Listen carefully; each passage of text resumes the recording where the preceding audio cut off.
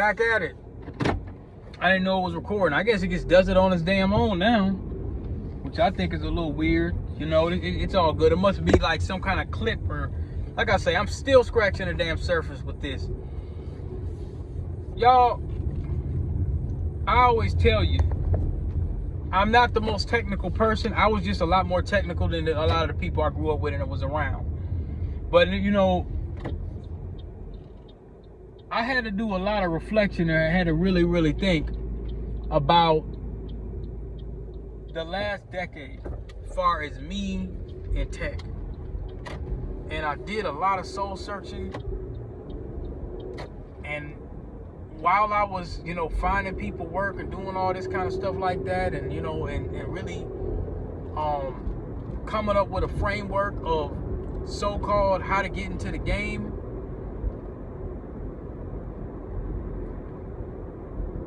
I think I lost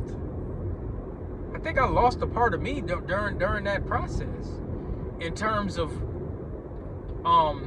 sharpening my blade, and you know, there's certain things that I forgot about. The same things that I train people on and stuff. When I started kind of saying, okay, let me get out here, and when I'm interviewing or doing whatever, because you know, a lot of times, y'all, I used to just take interviews. Half them interviews, I just took them just to show y'all how an interview sounds and the questions they ask. Within the last couple of years and stuff like that, I had started recording that stuff, and I said I wanted to have an archive. I want to have an archive of this digital footprint and an archive of me. So when my kids can, you know, my kids also could get, okay, what was he really like? What was he really, really like? Like, you know, they might be able to look at the books, and they just look at me from the front, but okay, what they get to looking back at these videos, and these will be on YouTube forever unless they just remove them. You know what I'm saying? But this is me at my core. Arguably my prime. I don't know what that means, you know. That might mean whatever, but I forgot some of the principles of networking and stuff, because I just kind of been in my little hole. And like I say, I didn't really have to go out and do a ton of networking when it came. A lot of those positions where I had sharpened my skill set when it came to Splunk and tools and all that, a lot of that stuff, believe it or not, most of those positions, y'all, they almost came to me, almost. And usually when things come to you, they're intended for you. So I didn't do a ton of searching. I didn't, like, you know, I think what the biggest change, once I started doing Citrix, even that position, when I applied for that, I'm like, okay, it's technical support. It didn't really say Citrix or none of that. And that had been something I always wanted to do many years ago. You know? And, I don't know. I think that even when I started doing Salesforce, I just happened to see that. I think I applied, but I didn't really have to, at that time, I didn't really put myself out there to do, you know, a lot of networking at the time. And it's always something that I recommended, but you know, most of the time, like when I was somewhere, I didn't, you know, if it was somewhere, another job I want to be at, you just apply, and then either you qualified or not. So, as I was saying in the other video, it's a situation now where you got to wheel and deal. You know, you have to get acclimated with the people. As I was saying, I said, okay, apply for this, apply for that, apply for this, apply for that. This is the first time that I actually had a little trouble. You know, so it was a little, well, I'm not gonna say it was surprising. It's just something that, it's probably something that I thought that, you know, I just lead with the qualifications. I'll just lead with the qualifications. I don't know what the hell they're doing.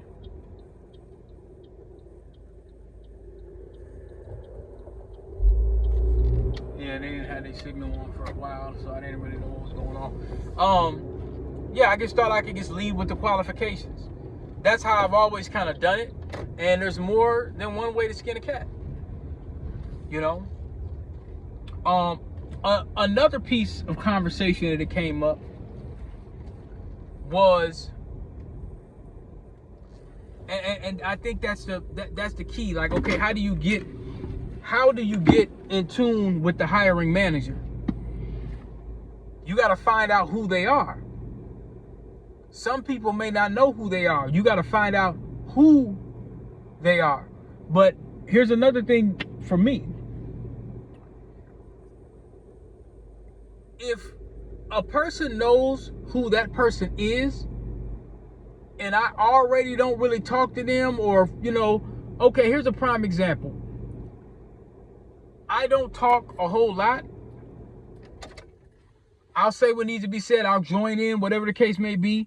But I call myself trying to mind my own business to the T. That can affect you. Now, when I find out who these hiring managers are, it might be somebody I don't talk to or rock with like that. For me, I'm not talking about for y'all. Most corporate environments are fake as hell anyway. So you could, like you said, you can fake it till you make it. And just go talk to them. They can say yes or no. For me, for my integrity, if I don't rock with them and never have, I'm just not going to ask them about who is this and how do I do this and who. If we don't already have because see, now I feel fake. I feel like, well, now I'm asking for this person's information in a time of need because I want to get somewhere. But I know I don't really rock with them like that. So yeah, I know that they might have the keys to the door, but I'm not going to ask them for help knowing damn well that we don't really rock with each other. There's no problem. But the thing is all of a sudden now I want to get friendly. Well, ask this person, whatever. Well, me and him, we don't really talk a whole lot. We don't really talk a whole lot. I'll ask certain people. So I might have asked some other people. They didn't know, but they said, well, he knows. I don't like feeling fake like that. That's just not who I am. I'm like, okay, if we happen to kind of start talking a little bit more, whatever like that. But, it's an integrity thing for me. Now, some people may say, well, the hell with the integrity. Just get the information you want. But then now I'm being fake again. Because, see, once I get where I need to be, I know that we never really had that real conversation. So I still don't feel obliged to talk to you even though you helped me.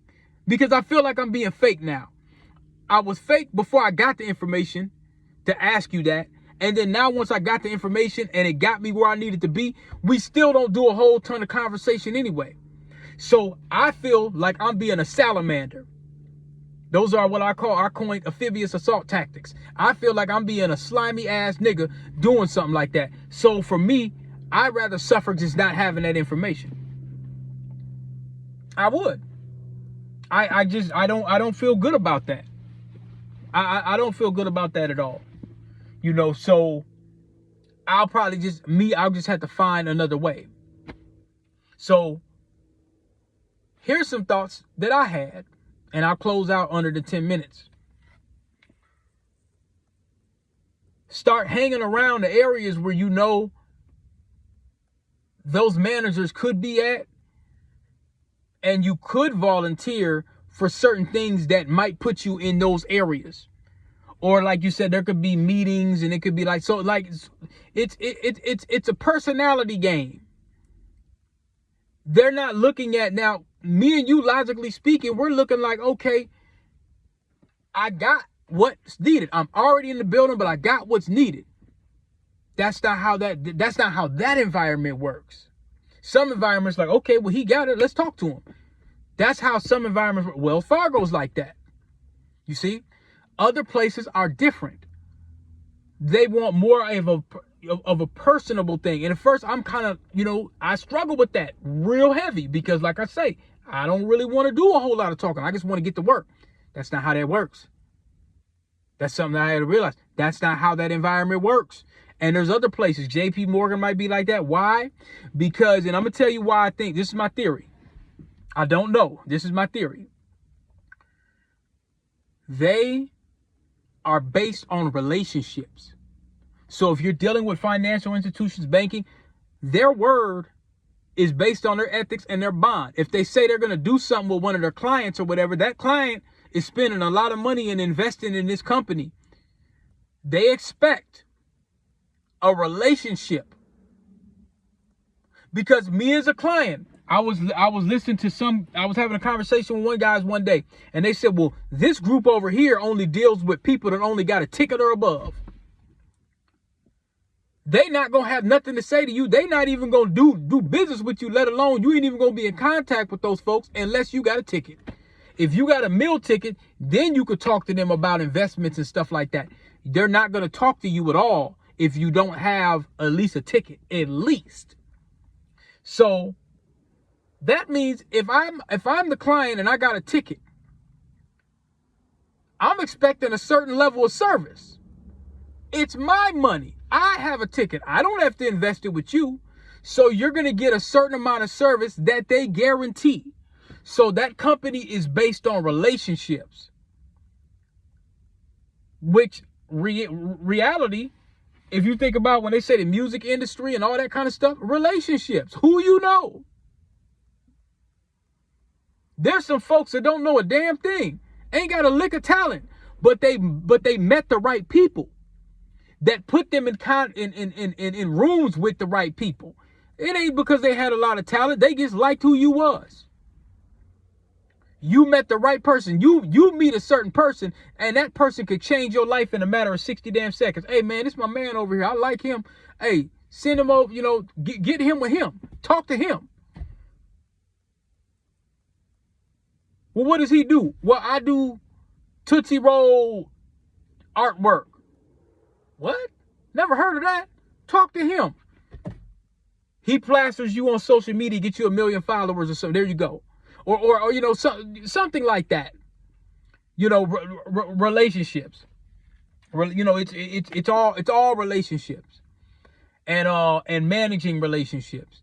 And I'm seeing, I should have known this by now. I've used it in the past. I don't know why I'm so bewildered now, but they go a long way, and I guess even more so now when they talked about like with LinkedIn and networking and stuff. I never really did a bunch of the LinkedIn networking stuff or whatever, but like I say, everything, most of the stuff that I had, it just came. And even now, there's certain positions like that one interview that I was talking about with you guys. That just came. I didn't apply for that. I leave my resume up there and it just comes. And that's how it usually goes. But if you are already in a building, you might have to manage those relationships to get out that shell. That's if only. That's what you want to go to a certain area. Well, you got a campaign. As I was saying, you got a campaign for that. So that's just another piece. I'm going a little bit more in depth. So there we have it. We'll do another one. Quite a few videos that I want to get in there, and there's going to be more reviews of video reactions too.